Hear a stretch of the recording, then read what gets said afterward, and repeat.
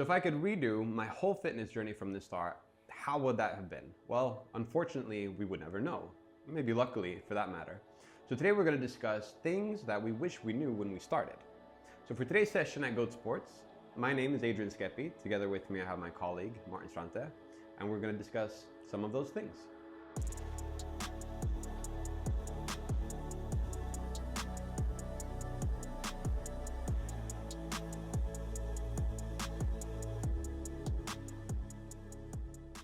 A lot of things that we coach that could seem quite obvious now is like something brand new or even mind-blowing to some clients.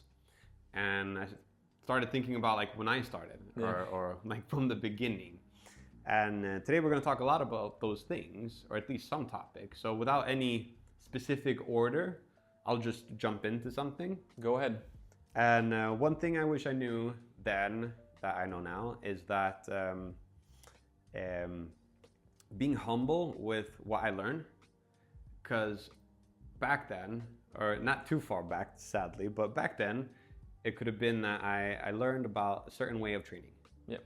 And I would do that for like a session, and when I did that for a session and I felt good, then that like automatically became my go-to. This was like, okay, now I found the map to the treasure, and I'm doing this no matter what. I was all in on that. All in. If someone asked me about it, I would say, this is the way, there's no other way.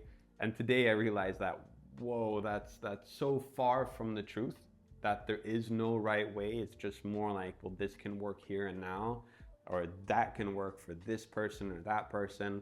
And eventually you kind of need to train both things and so on. So like being humble with information, I think that was like one of the big things that I really stumped my own growth with.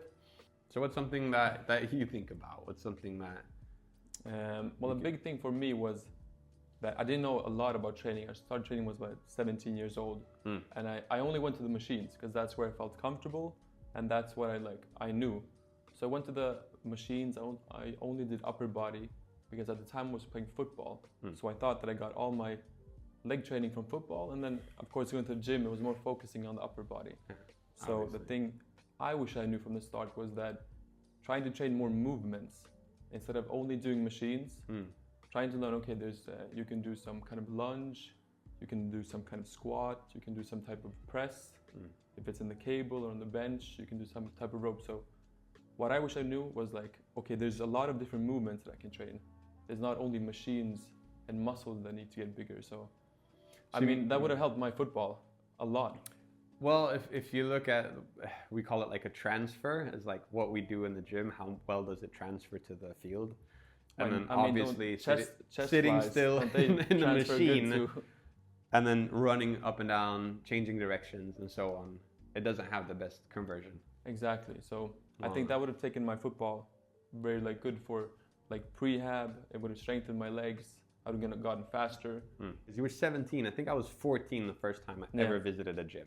From 14 to 17, I'd still been in the gym environment for a long time, and I still had no clue what I was doing.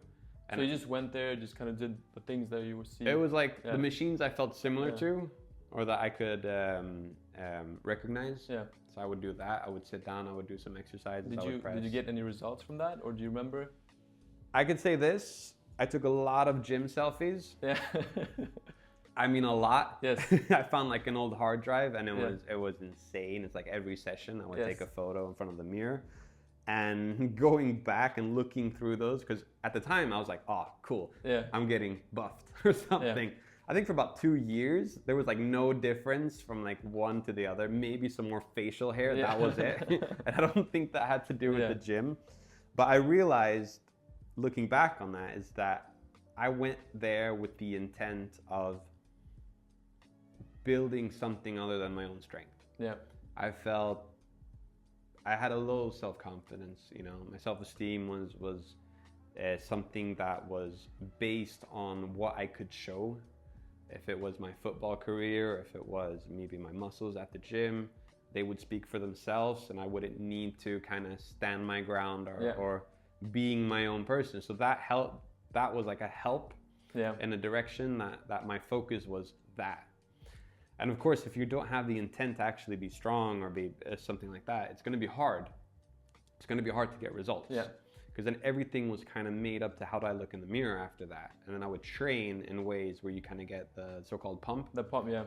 And it's like, okay, this looks good, everything. Then you go in, you go take a shower, you go home, and then you stand in front of the mirror again, and then the pump is gone. It's like, what happened?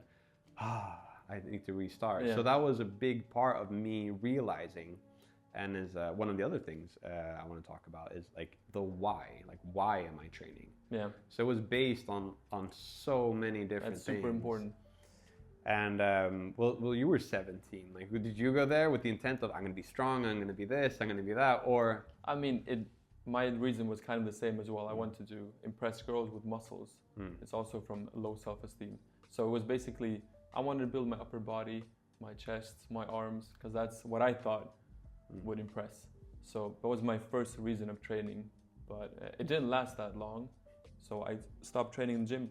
I started going to the gym once again when I injured my knee. So that was kind of the way back into it. And then I got a bit of a deeper meaning towards going to the gym. Well, yeah, being injured or having some sort of setback, it really gets you, it really wakes you up. Yeah, definitely. And you see things from other perspectives. If I could wish for something that I knew then, that I know now, would be that focusing on bettering myself, using the gym as a way of disciplining myself, and use that whatever I do at the gym, I'll do at home. Whatever I do at home, I do at the gym. So if I fold my bed nicely, I would leave the gym equipment straight. You know, it's like those things can really start from there and grow outwards. Because from there, I did learn discipline, 100%, because I never stopped. I just continued. And the more I learned, the better it became. But if I didn't have that continuation, it wouldn't matter how much I learned, because it's easy that you get lazy, or you get like, okay, well, I know what to do, I'll do that later. And you never do it. Well, it's a lot of lack of knowledge as well, because you think that big muscles equal better or stronger in the sports, but it's not always like that. No. I mean, I got so stuck into strength training that once I got back to football, I kind of looked like a robot. I mean, I was running with like these super stiff arms, and like taking a turn took way too long. So I mean, you can get stuck into that. No, I can imagine. Yeah, because you get so focused on just building up yourself, becoming bigger, but then you kind of forget, like, okay, football, there's a lot of movements, or any other sport. You have to be able to twist, you have to be able to change direction smoothly. And I mean, so there's a lot of lack of knowledge in that as well. So going back to that, wishing that I trained a lot of movements. And I mean, like you said, betting yourself in the gym, it's also about making mistakes in the gym. Because we do the machines, we do the things that we feel safe with, but we don't try new things. No. And of course, like, you shouldn't do dumb stuff with bad technique. I mean, that's not what we're saying, but trying some type of movement, or asking someone in the gym that maybe trains a sport, or asking someone older, or just like, okay, what should I focus on? Because I mean, when you were 14, I was 17. What did we know? Nothing. No. Well, it's fun because you saying that, it reminds me of other points, and of course, and I can go through some of them quite quick. Form before weight. That's something that I didn't do. I would always having a good technique, making sure that my lifts were straight, my back was straight, everything was kind of in line, and then started working out. But it was always this type of challenge to take the heaviest weight as quick as possible. There's a lot of ego involved. Telling someone I could bench this much instead of that much, but then looking at someone benching and it didn't look the way it's supposed to look. So really make sure that the form, the technique is there. Start building for real from the ground up. Resting and overtraining, like understanding that. Because like I said before, like being humble to not just locking myself into things. One of the things could be going to failure every set, every exercise. Like you're training and just like... I'll train until I can't lift the weight anymore, and then I'd rest, and then I'd do that again, maybe at a lighter weight, but I would always like go to full exhaustion. Yeah. And today... on every single session, every single set. That was it, because I did it once, and I felt like muscle soreness, and then I thought that's really good. So I would do that everywhere. So that was every your time. new like. That was my new thing, and Yeah. I would swear by it. I would tell everyone else to Yeah. try it. I would do it, and then it's like, well, come on, that's so far from reality. Today I understand that. It probably worked for a time as well, and then maybe something. I started did. hurting I mean, or- that's kind of the problem. It does, like everything you'll do for the first times will give you like this temporary type of success. But it's way different of being like temporary successful or being successful. I had this super strict schedule during the week, but then I joined a CrossFit class, and it was just like, for me, I'm super like strict with my training, and as I started CrossFit, it's like it's all over the place.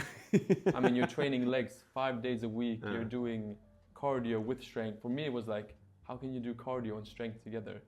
It's, for me, it was like, that's gonna ruin it. But I got crazy results from doing CrossFit. It just like, it didn't fit into my view of seeing training. But once I started, it was like, wow, I can actually train legs 5 days per week. It just matters if sometimes you do a bit heavier, sometimes you do more volume, more reps, sometimes you just sit on the bike. But I mean, there's so many ways you can train, and there's no really a correct way. We have to really understand like where we are and how we do it. Yeah, and I think that comes back to like, not like critical thinking, like going to yourself, reflecting. Okay, is this gonna work now? It's been working for me 3 weeks. I'm starting to feel some elbow pain. I'm starting to feel tired. Maybe I should look at it and see, should it make any adjustments, or should I just keep grinding away? So, I mean, of course, it's hard being self-reflecting and self-critical when you're 14 or 17, but it's also a good thing to start listening to your body. Absolutely. And okay, I'm starting to feel this pain in my knee. I've been doing this training program for 12 weeks. Maybe it's time for a deload where I take a lower and rest week. Of course. Or maybe I need to look at my sleep. So going back to yourself, looking at yourself, okay, are my results continuing, or is something happening and I need to adjust my path? So. And I need to be, like you said, critical thinking. I like that because it's like listening to professionals, listening to amateurs, and both can say really good things and both can say really bad things. Even us, like you shouldn't really take everything we say like to the point. Because if we talk, like say an episode and we talk about deadlifts, if someone has or doesn't have the correct range of motion or mobility and let's say the hamstrings, just for an example, then a deadlift technically isn't as good for them until they fix that.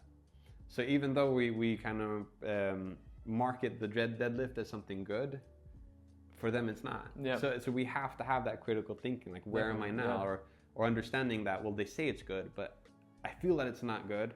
Why isn't it good? And then you can understand that maybe I do need to work on some side things. I do need to work on mobility. I do need to work on maybe some other kind of strengths. Some people like they swear by this diet, and others swear by this diet, and someone in both different people in different diets can get the same results. Like why is that? Because for them this is right, and for them this is right. So we need to maintain that. We can't say that they're wrong, but the results speak for themselves. It's always the results that speak for themselves. And one thing I was thinking about as well, just thinking about the food, was really understand how it works as fuel, and not just as eating when I'm hungry. Yeah. Because just as when I was young and started training and I didn't know that much about food either. It would be a lot of fast food. I would just see that it's time for dinner, so it would be maybe a meal at some fast food chain, and thinking that, well, I ate, I'm full, that's enough. And then realize why I wake up in the middle of the night, I was always thirsty, and the day after I would almost feel like I haven't slept enough, even though I did sleep enough.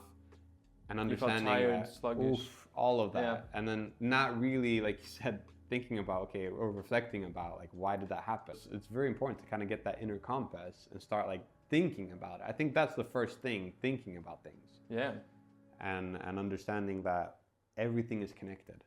Everything is connected. Not that Absolutely. going to the gym for that 1 hour or whatever it was is going to change everything else. Or everything else will not affect There's that. 23 more hours outside the gym that need to be... There's a lot of hours. A lot more hours outside the gym that you need to think about. No matter how much you spend at the gym, it's always more hours outside of it. Yep. And you need to really take care of that. Well, this is something we can talk about all day, but I hope we specified a few points that you can take with you in your fitness journey. Always been a blast having you here, Martin, and we're happy to see you guys next time here on our channel, and stay tuned for more. So take care.